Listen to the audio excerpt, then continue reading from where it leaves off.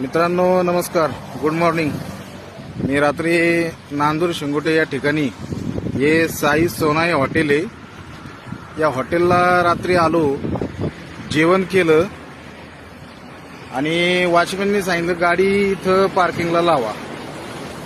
इथं गाडी लावल्यानंतर सकाळी वॉचमॅननी पैसे पण घेतलेत आणि इथं पाहिलं तर संपूर्ण डिझेल चोरीला गेले। हे बघा, हे कडी तोडली आणि डिझेल सगळं संपलंय, काढून नेलंय।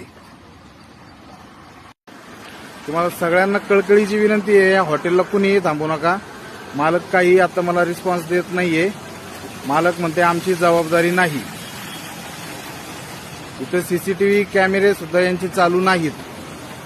कॅमेरे खाली गाडी लावायला सांगितली पण काही होत नाही।